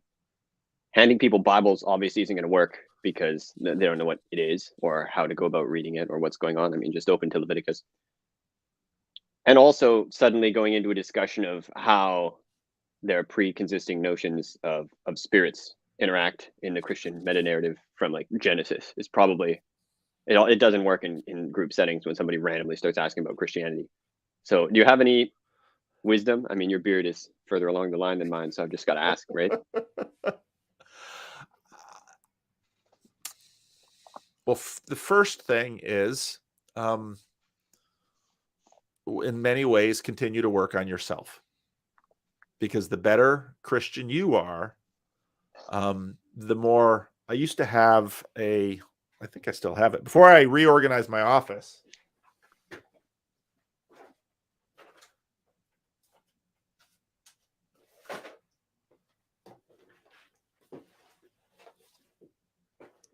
I threw it away. It's basic. It's from the Willow Creek Contagious Christians book. They had a little book on becoming a contagious Christian, and it was full of seeker methodology and wisdom and stuff like that. But it made a lot of good points. And again, the first point, as I just said, work on your own level of potency as a Christian. That's the first thing. And part of that, gaining wisdom in that, will be patience. Because in this particular climate, people are, generally speaking, again, your mileage will vary depending on what person you're dealing with. People are very allergic to promotion of an idea and a sense that someone is trying to colonize you. So most Christians rightly have a level of discernment and patience with respect to those kinds of things. So allow people to come to you. It's a whole bunch of Christian cliches here. Let your light shine. And what I mean by that, again, these two things. On one hand, in the Sermon on the Mount, don't hide your light under a bushel. And the other, don't practice your righteousness before men. Both of those things are in the Sermon on the Mount. And what that means is figuring out the discernment of trying to do both. About being a Christian in front of your friends. And I think that really boils down to without self-righteousness. You don't have to tell everybody that you're going to church on Sunday. You don't have to pray very obviously in front of people. You don't have to do all those kinds of things, but be who you are in front of them. And when they have when the pattern of your life, because of your faith, begins to rub or conflict with the way of the world, and people notice that on one hand, you are persistent in your faith, and you're not judgmental, and you're winsome, and all of these things, people then begin to say, oh, he doesn't do this because he's a Christian. And then when they begin to see the value of it, that's sort of when things start to go up to the next level. It's really slow. It's really patient. And then also, I'd also say, just be attentive to the Spirit of God, because there are also times and moments when you sort of reach out on a limb and do something way more overt, like, do you want to go to church with me on Sunday? Or would you mind if I pray with you? And sometimes you'll get turned down, but every now and then it'll work. I don't know. Does any of that help? Right. Well, I'm trying to ask about probably potentially in North America, like a really weird situation, because I'm not interacting with people who have an idea of the Christian worldview, like whatsoever. My wife and I, just because of our Japaneseness in Canada, it's like we end up hosting people all the time. And they'll oftentimes, because the people that end up here are weird, so they're artists and whatnot, and so they'll be like, oh, you know, Christian art, I'm curious about this. I've been to churches just on my own. I went to a cathedral, it was beautiful, but like, what is it? And usually the question that we get asked almost point blank, they're like, oh, you're Christians? What about the 8 million gods? Where does that go? And it's like, I'm not going to go into a diatribe about, like, because I can't. Again, if there's like 8 people in the room and Right. one of them asks that, I can't spend like 3 hours. And I'm sure if it was one-on-one, and this has happened before, we can just have a really long discussion. But it's not even like, could we convert people? It's like, that's not the category. I don't know how to say it, right? It's like there's a certain disconnect in communication. It's being a Yeah. witness. It's figuring out how to witness in the New Testament way, which isn't, see, witness has gotten connected with here's the 4 spiritual laws. But what you're describing is you're living out publicly or verbally your faith. Right. Because I mean, we're basically just aliens, right? Like the prevailing social cultural norms are totally different. Every once in a while, I'll just be like, oh, it doesn't match. And then, you know, there's a struggle because we care about these people and they're our friends, we know them, but it's like, you know, a lot of things are detrimental to themselves and that we believe are bad. And it's like, we can't just be like, hey, have you heard of Jesus? Like, it's not gonna fly. So I don't know. It's just it's difficult. My wife particularly really struggles with this, but she's not here right now, so she's at work. It's a great question, and it's something that many of us live with all the time. And I would also say that I think one of the real benefits of sort of the apologetics that are out there is often because many of the objections come up regularly, and they're often the same objections because the objections are floating around just like the answers are. And so it's really good to sort of get accustomed to the objections and the answers, learn the answers that are sort of out there in the public domain that you can use, but then also continue to develop your own that really feel right to you. Because if they feel right to you, chances are there's better chance that they'll feel right to your friends. And then you're exactly right. You play this stuff all the time. And so now with our estuary groups, you know, one of the ongoing conversations is to what degree, to what degree is this estuary just a really super sneaky Christian evangelistic technique? And yeah, fair enough. That's certainly some of the hopes that I have for it. But there's always a balance in there that, you know, it's an extreme example of that would be when the timeshare people say, we're going to give you this lovely vacation, but you have to sit through a 2-hour seminar. And I say, oh, all right, I'll take that bet. I'll take 3 days in your place for 2 hours of my time. And so there's always these balances that you keep. But I think the heart of it is, number one, continue to work on your own potency as a Christian. Number 2, pray for your friends. They don't have to even know you're praying for them, but pray for them. Number 3, be as up as you can on the status of the public conversation between Christianity and the non-Christian world.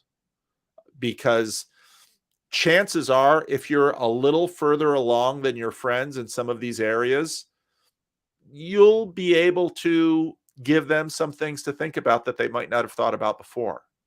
But I want to say, finally, it's important to remember, and this is where my Calvinism sort of comes to the fore, you can't make your friends Christians. And that's number 1, where the prayer comes in, because it's finally God's work. Only God can change their hearts. You certainly don't want to be an obstruction to them becoming Christian, but you stay in this faith-filled space of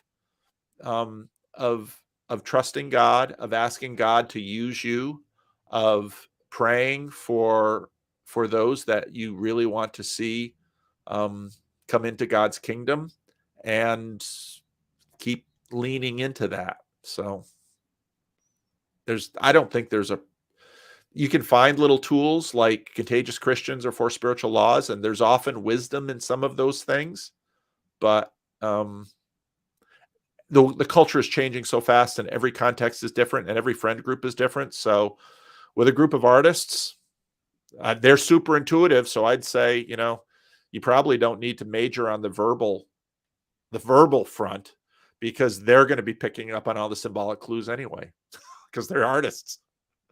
Right. Yeah. I mean, up until this point, I basically just grabbed my National Geographic book about Christian architecture and slap that in front of people, and they're like, "Whoa!" Right? Because they like the graphic design. They get excited about the weight of the paper and all that, which is like, okay, But is it appropriate for me to interact with the people who are kind of discussing in the chat here? Yeah, as the chat got cleaned up, good. Because people are kind please of do go ahead, addressing me a little bit. Because I've gotten through.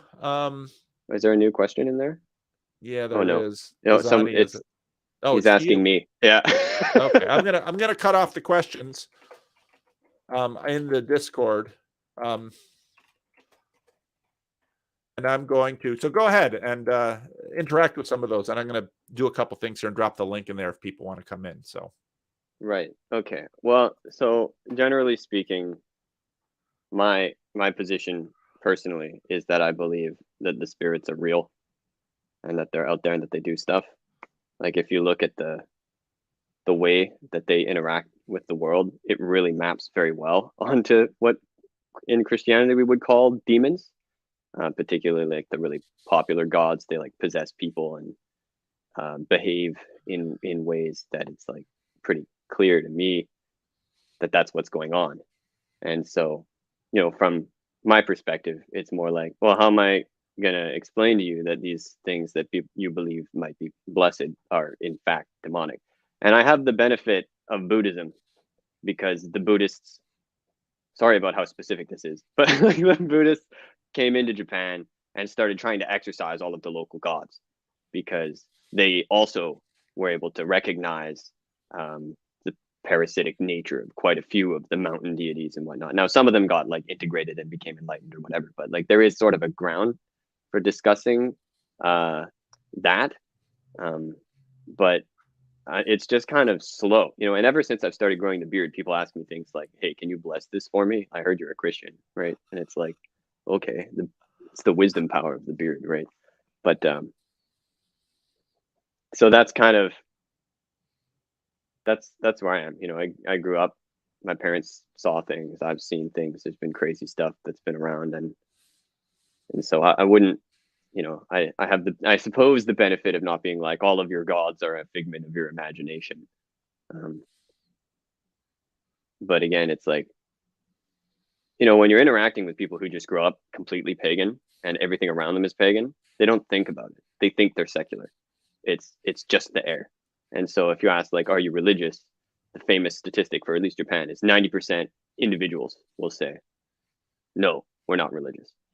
And if you ask the religious institutions, 70% Shinto, 80% Buddhist, 10% Christian, 3% other religions. And so it's way over 100%. And so if you ask the people who study religion and who know religion and do the rituals and map participation and belief, they will say, yeah, everyone's super religious here. And then if you ask the individuals, they're like, no, I'm not affiliated with a religion. I don't believe in that. I only participate in a massive ritual that invites the god into my house once a year and offer money and pray sincerely to the gods. That's all I do. I don't believe in any of that stuff.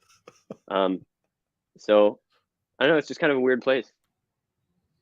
And I'm just I'm super lost. I don't even have because again, are you saved? What does that even mean? It's not a category. What on earth? And again, there's no conception of a renewal of the heaven and earth and the whole mythology. It's just kind of huge disconnect, and I don't have answers. Why I'm asking Whitebeard, wisdom man, how to communicate with people. Clearly I'm struggling. So yeah, and my wife particularly, she's a lot more quiet. She doesn't have a beard, so it's not as. Oops. Hello. You're in, Ori. How you doing? Good.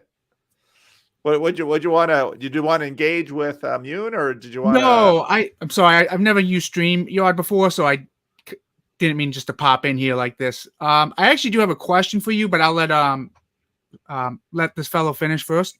Okay. Okay. Oh, it won't end. So just stop me here. You can eject me into the stream. I don't know how that works, but Go for it. Oops, sorry. I just have a question. And this is just kind of a theory I came up with, and I wanted to hear your opinion on it. So I kind of come from the Michael Heiser school of thinking towards the Bible. I know you're familiar with them. And his big thing is that basically the powers and principalities come to power at the Tower of Babel. That's his big, basically his push.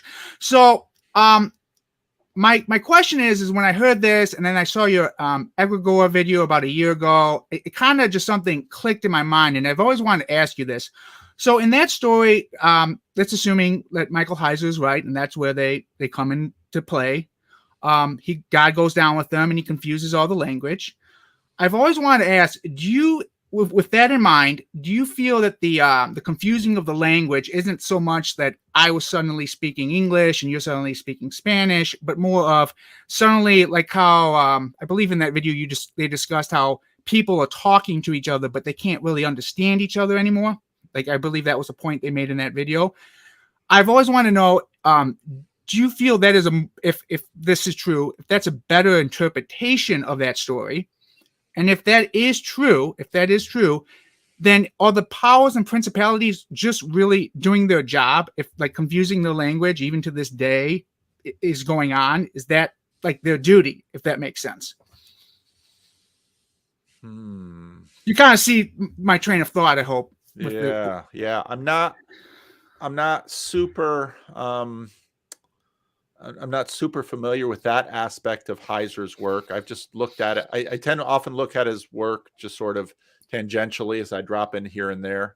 I wasn't aware of the emphasis that he places on the Tower of Babel in this, especially with respect to principalities and powers.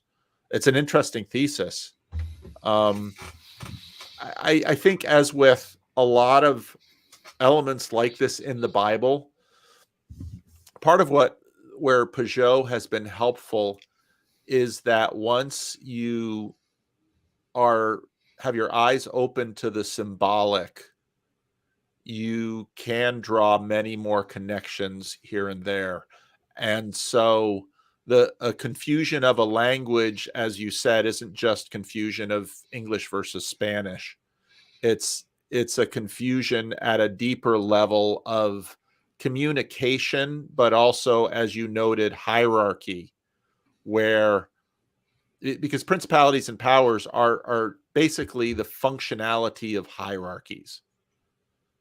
And of course, I mean, what a better symbol for that than a tower. So yes, at a deeper level, it is confusion of hierarchies and multiplicity of hierarchies.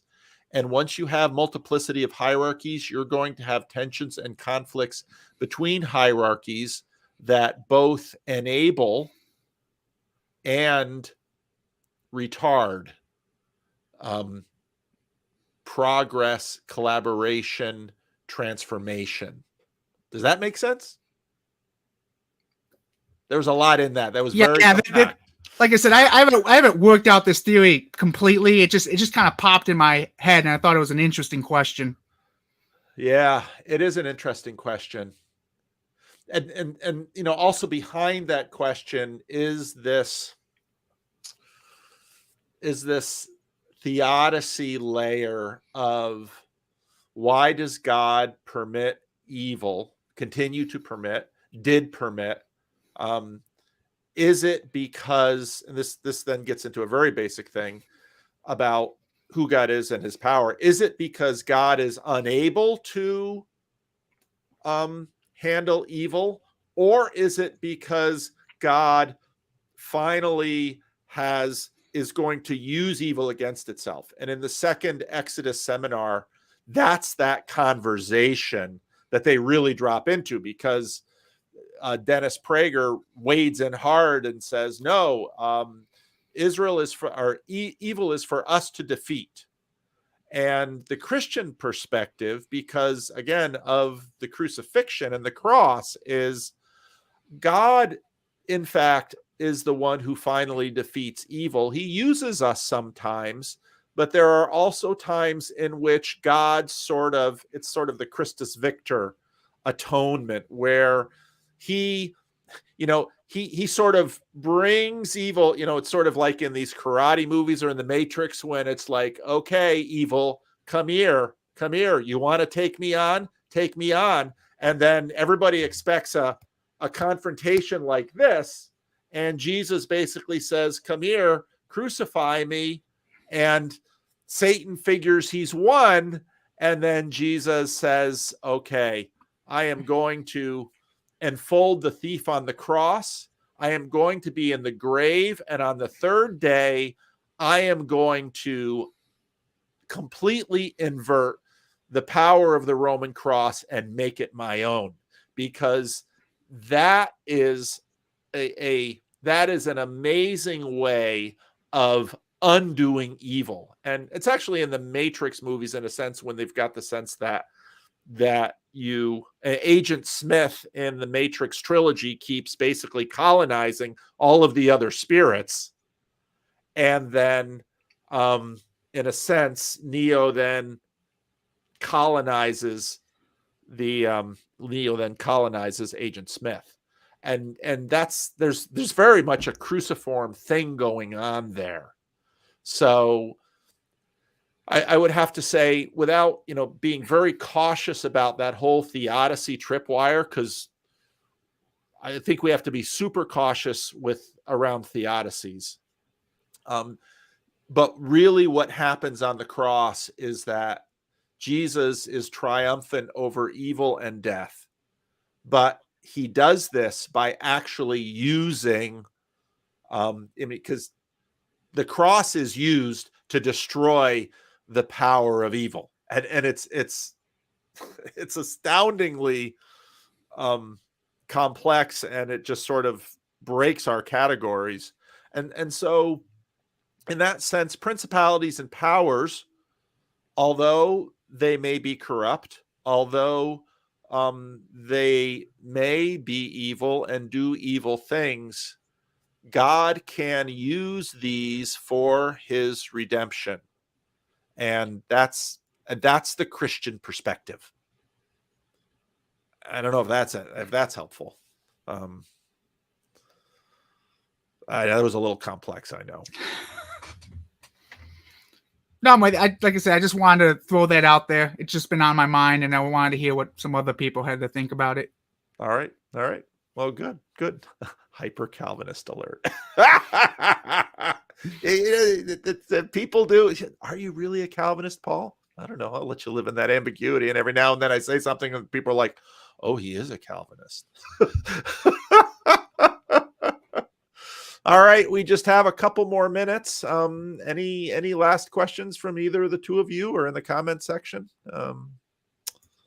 Otherwise, we can talk about sort of the hierarchy and Babel and its relation to God reminded me of how in sort of the Old Testament stories, we see angels behaving in ways that we, as humans, we would not approve of. Like, we don't appreciate it, right? When King David goes out and sees the angel coming in with a sword to like smite Jerusalem for punishment of David, it's like horrifying.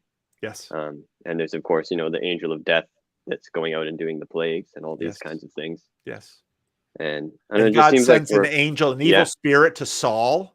For us modern people, we often will have this sort of idea that angels, if they're out there and operating in the hierarchy as God intends, that they're always going to be kind of like, yay, angels. But like, if you go out into the forest and encounter, sorry, again, it's probably just my inner pagan, but like, if you encounter the angel of the forest, just because it's not a demon doesn't necessarily mean that you're going to have a fun time. I'm just not sure, like, am I going off the like weird? No, you're right. You're right. And that's, I answered the question about the New Age stuff.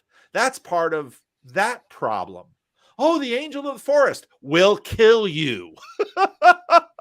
The angel of the forest will kill you. The angel of the tiger will kill you. A big problem with sort of facile New Age spirituality is they completely misunderstand the power of the spiritual and our limitations, our naivete, our smallness.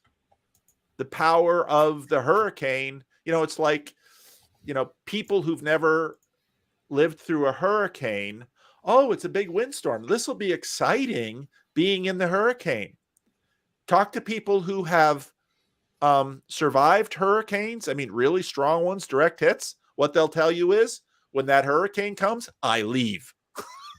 Because I never want to be with my family grabbing a mattress, holding each other down, praying for the winds to end, not knowing what's going to fall on me. I never want to be there again.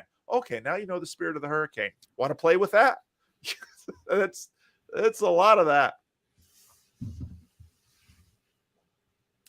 All right, I think we have reached our appointed time. Thanks to both of you. Thanks to everyone who had questions for me. I kind of liked this format. So, even though the stream problems we're having at Living Stones is a huge pain in the neck, it's also an opportunity. And, I've been really enjoying what we can do with this kind of stuff. So, yeah, very good. So thank you both. I'm going to end the stream, and I appreciate you guys joining. Thank you for having me. All right.